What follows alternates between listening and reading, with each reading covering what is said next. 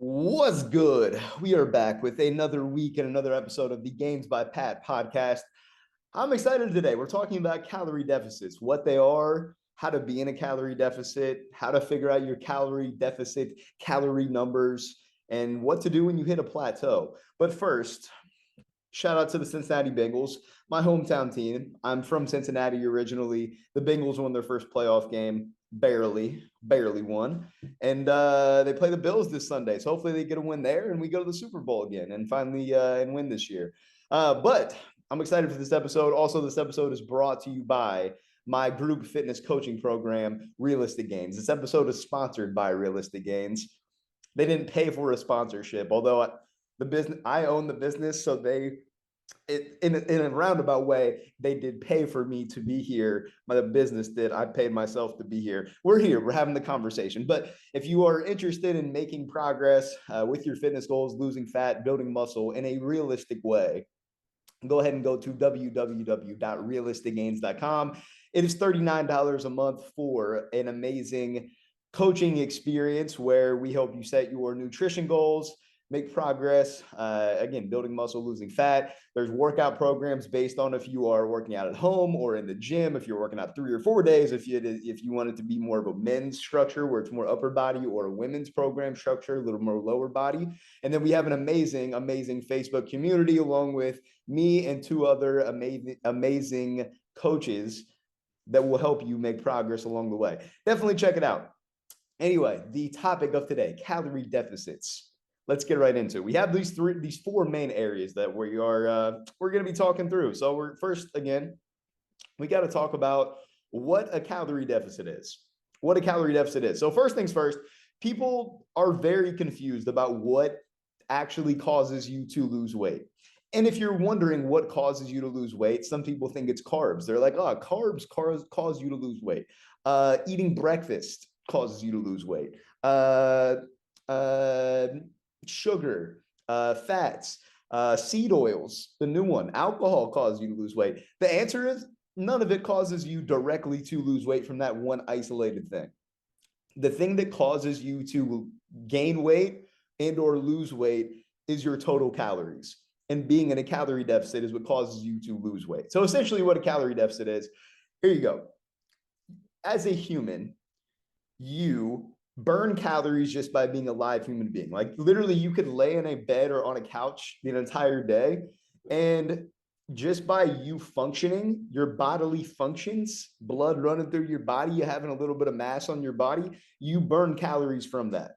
And then you add in all these different little like fidgets you do. You pick up your phone.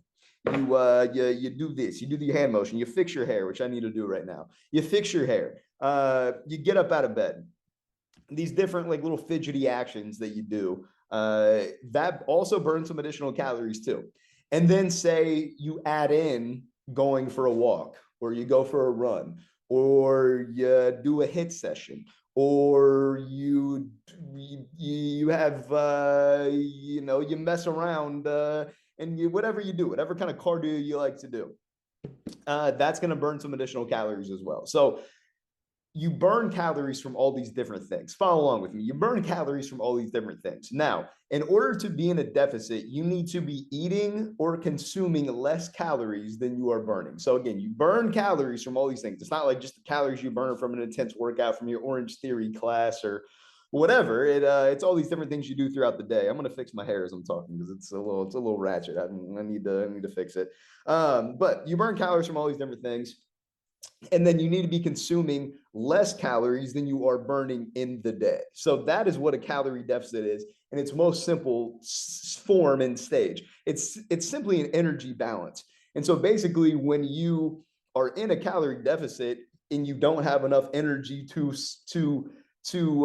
support if you are consuming enough energy from foods and drinks to support your energy expenditure, then your body is like, all right, we need the energy from somewhere. And so what do? What does your body do? It's like, all right, we have this excess weight on our body, either in fat or muscle, and we're going to use that as the energy to get you through your fidgets and motions and activity.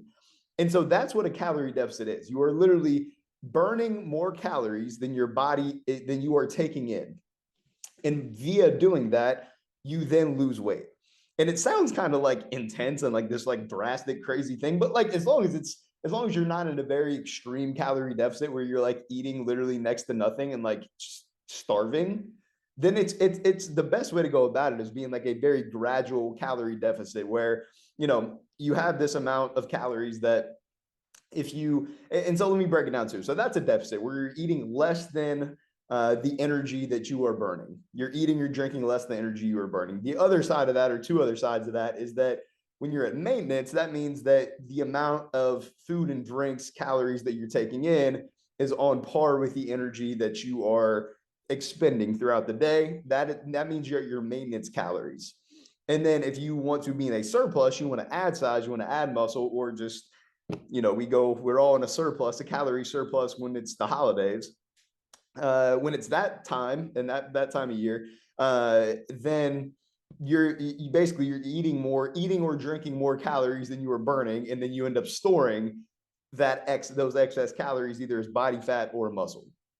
So in order to lose weight, lose fat, you have to be in a calorie deficit. You need to be consuming less calories than you are burning. And again, it's not just like you burning calories from a HIIT workout or a workout and you need to be working out for 2 hours at a time in order to get, to be in a deficit. You burn calories just by being a live human being and by these different fidgets and different stuff like that. So that's one part of it. So that's what a calorie deficit is, how you be in a calorie deficit.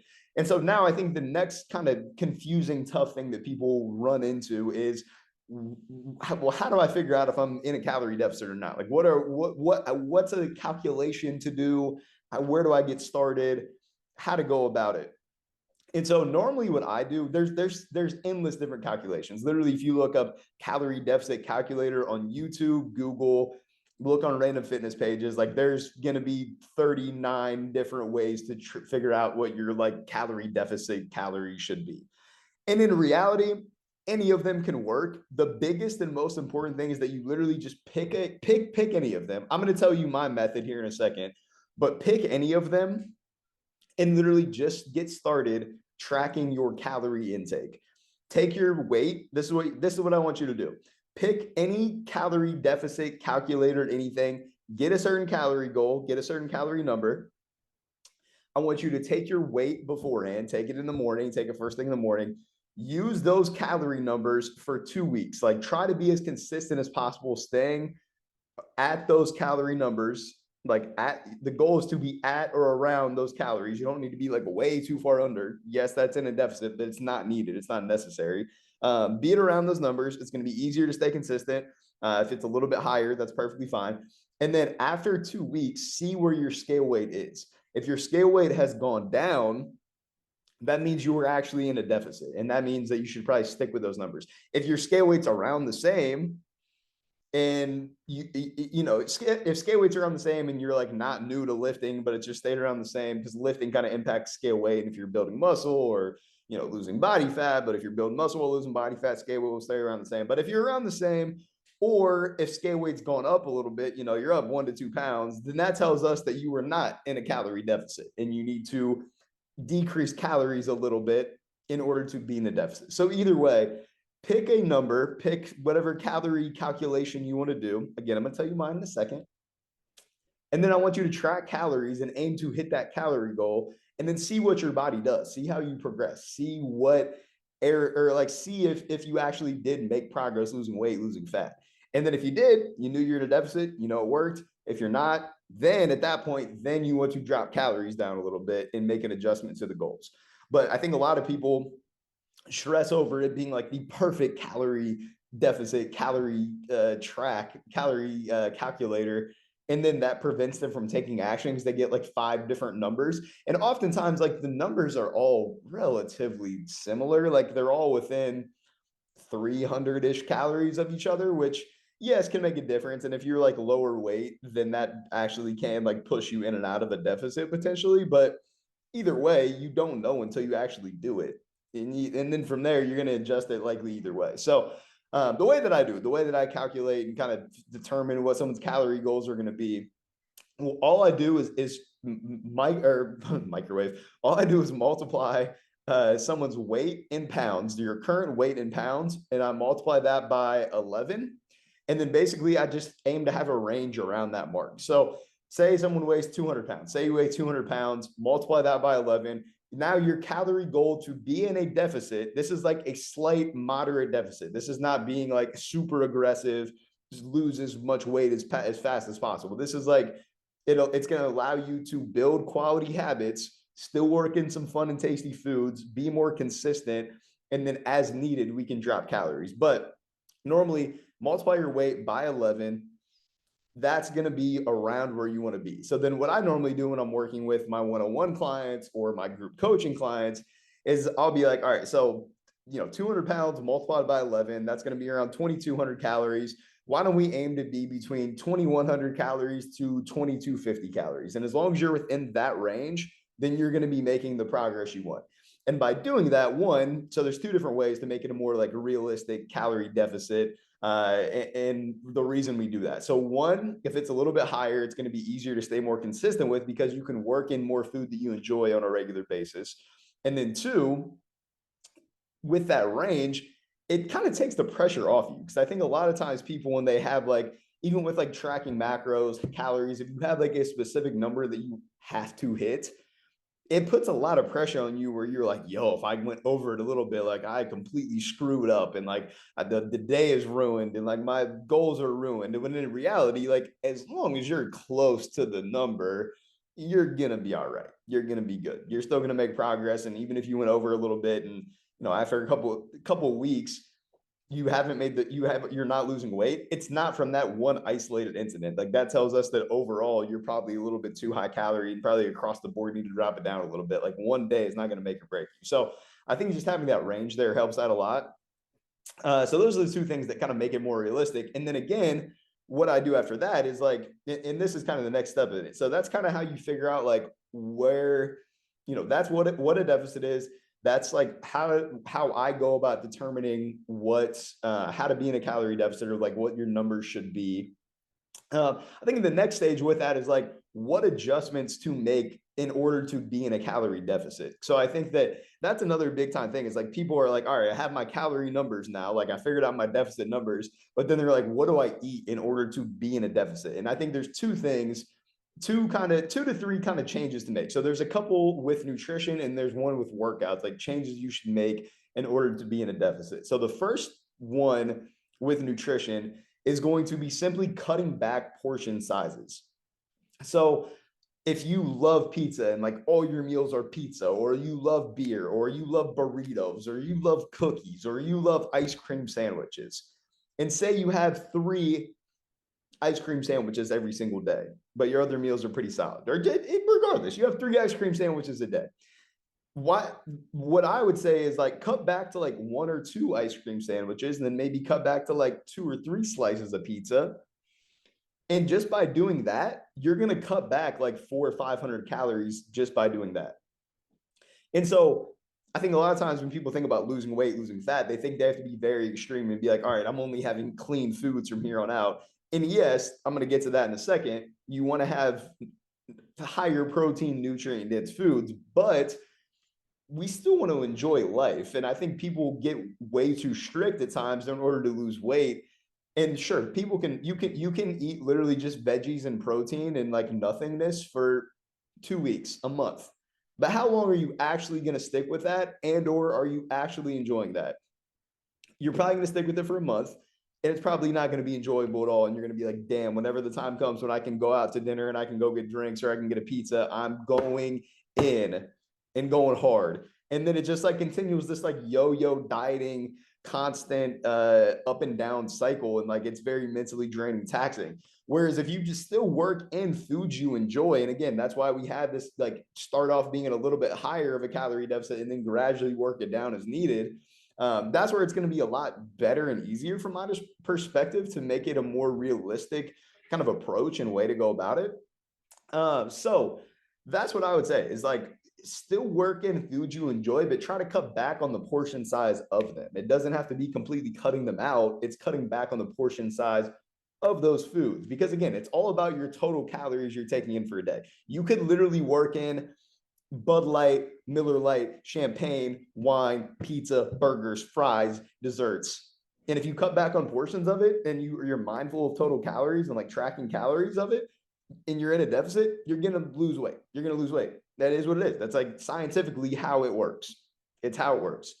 So that's one side of it. The other side of it is, yes, like it's very helpful to work in more veggies, fruits, lean protein sources, any protein sources, in order to be in a deficit. Those foods. But see, here's the thing. Like I'm not a picky eater whatsoever. I love veggies. I love protein sources. I love fruits. But if someone was like, "Yo, what would you rather have? Some broccoli or a donut?" I'm about to be like, "I'll take the donut, my dog. Like I will gladly take the donut." You don't gotta, it's not as really a choice. But I also like love to eat. Like I have a big appetite. I love food. I love food. I love to eat. And it could be veggies, fruits, anything. I just love food. And so when I'm in a deficit, like I still want to eat a lot of food. And the best way to do that, the best way to satisfy hunger for less calories are the protein sources. So getting in chicken, eggs, beef, fish, Greek yogurt. Those are all going to be lower calorie, higher protein foods and very, very filling for the calories. Same thing with getting in veggies, fruits. Those are all going to be very filling for less calories. So you can eat a lot more of them for the calories compared to if you have, a donut where it's like 300 calories for this like tiny little thing that isn't that filling. Or, a cookie, same kind of thing, 300-400 calories for a cookie that isn't like that filling. And you could, if you ate as many cookies until you were full, you could probably eat like 3-4 of them and you'd be like 1,500 calories in. Uh, and like have, for a lot of people, like damn near hit their calorie goal for the day. So I think that's where it's very helpful to then also, yes, cut back on the portions of the fun stuff, but then try to work in, like my kind of rule of thumb is, for myself at least, is like every single meal needs to be based around a protein source and either a veggie or a fruit. And then if I eat that first in the meal, then I work in something else fun with the meal. But I want to like be full, satisfied on the front end from those foods. And you grow to like those foods and appreciate it. And you can add sauces and seasonings, and they're good and obviously make you feel better too. But they fill you up for a lot less calories. And then once you actually do have like a cookie or a mini ice cream sandwich or a couple glasses of wine or beer or whatever, I guess depending with alcohol, it depends on the situation and the night and the mood of the night. But for like the other fun stuff, if you have like protein source veggie first, you're going to be more full and then you won't overeat those foods as much. And it helps you be in a deficit and not, overeat with your calories. So that's where that's like the other kind of tweak you want to make in order to be in a deficit. Now, the last one is with the workout side of things that's helpful to be in a deficit is getting in a little bit of extra cardio. Because again, we burn calories just by being a live human being and these different fidgets. I'm burning calories right now by fidgeting around as I'm talking with my hands. But I also just went for a 6 mile walk. I had calls, I had client calls that I was on, and I walked to the beach, walked back. I'm a little sunburnt on my forehead right now, but that's okay. I'm just pretty pale from being back in Ohio from the holidays. But yeah, I went for a walk because like I'm trying to actively lose weight, lose fat right now. And I wanted to burn some extra calories to make it easier to be in a calorie deficit and make it easier to lose weight. And so that's another option as well. Like you should prioritize one, making changes with nutrition in order to lose weight in some aspect. But then the other side of it is for sure you can work in some extra cardio and do that to burn some additional calories. I think the problem lies where people try to do the whole thing that they know they can't, is to like out exercise a poor diet. Like if you eat literally whatever you want, you're not going to be able to out exercise that. Like you're not going to go to an Orange Theory class or go for a run each day and out exercise, out calorie burn the amount of calories you're taking in. I guarantee you don't have the energy for it. Two, you don't have the time for it. If you were over the age of like 21 and a half, I guarantee you don't have the mental or physical energy for it, and or you do not have the time because you are trying to work and make money, and or you are trying to date or hang out with family and or hang out with friends and or play video games and or watch sports and or anything else in life. You're not going to just do your entire life running and doing activity. It's just not going to happen. It's not going to happen unless you're an athlete, a pro athlete. Even then, it's tough. So got to make changes with nutrition, but doing some additional cardio can help the cause.